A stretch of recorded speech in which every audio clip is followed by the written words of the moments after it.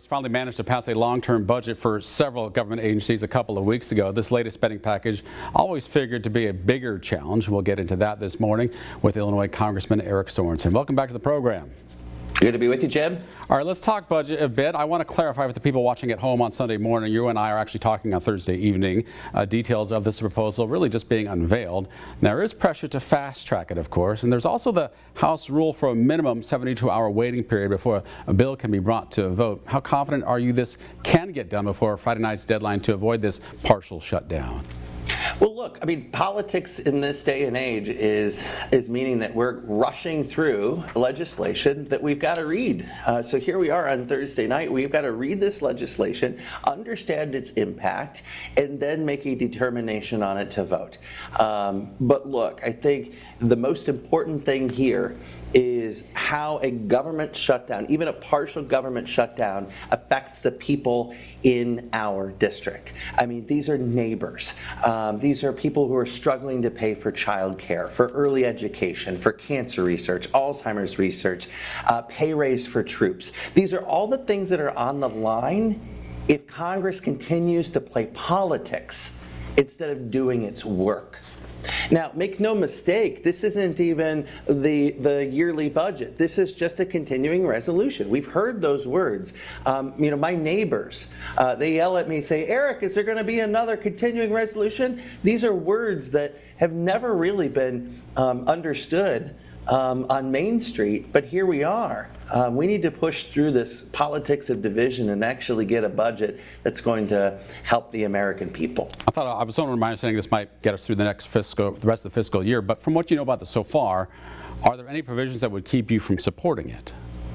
No, look, I think we have to look and make sure that there's no poison pills to make sure that this is a continuing resolution, to make sure that we continue to fund the government and there aren't any outrageous cuts that are being put through. And then when we do that, we will make sure that we get that over the finish line and get it to the Senate for a signature, and then to the President for a signature. Well, Speaker of the House Mike Johnson says there are a few things that Republicans should like. One of them is that it would block the United States from providing any more money to the United Nations Relief and Works Agency until March of next year. This agency is responsible for providing a lot of the relief for the Palestinians in Gaza. And the United States has been its biggest financial source of this for more than $300 million a year. Is this something you're okay with if it's included? The situation is dire there. We need to make sure that humanitarian aid is there as we are getting more reports and more briefings on an increasing likelihood of famine in this region. And that's something that the President has spoken at length about. We need to make sure that that we're doing our part. Look, I mean, the United States of America is held in such high regard around the world. It is our obligation to do the right thing and to not, again, get caught up in messy politics. Well, on this issue, though, Republicans are arguing that the United Nations Relief Agency isn't exactly impartial in this area, this issue, because after a tunnel used by Hamas was found underneath this UN agency's headquarters in Gaza. What do you say to people who think the Republicans are acting in the best interest of Israel more than, let's say, Democrats? No, I think oversight is great, making sure that we are appropriating the funds in the places that make the most sense.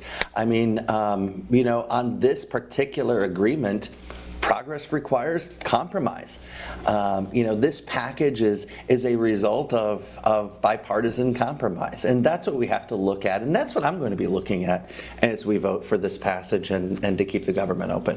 Now, Speaker Mike Johnson says the House will focus on the legislation to support Israel and Ukraine after finishing this spending bill. The Senate already gave the okay to a $95 billion relief plan that's gone nowhere in the House. There's also a move by Democrats in the House to pursue this discharge petition that could bring it to the House floor by going around the Speaker. This is something that requires 218 signatures to bring it to a vote without support from the Speaker. Are Democrats still going to try the discharge petition, or is the party willing to wait on the Speaker? Right, this is limited power that the Democratic leader Hakeem Jeffries has to be able to get the signatures. I signed the discharge petition because we cannot keep our allies in the lurch. Our allies who are especially in Ukraine, suffering right now in a bloody war, waiting for Congress to do the right thing. We need to be able to stand with them and say, you know what, we're going to see this through to the end. And it means standing with our allies. It means understanding what are the benefits when we are able to help out our ally in Ukraine. What does that mean for people even here locally? It means that we've got businesses in Rock Island who are testing out equipment in Ukraine because it would be cost prohibitive for them to do it anywhere else. If we walk away from Ukraine, it means that these businesses are going to go under. It means that in our military, it's the seconds that are going to Ukraine, and then we're replacing the seconds with our firsts. It means that we're bolstering our own military.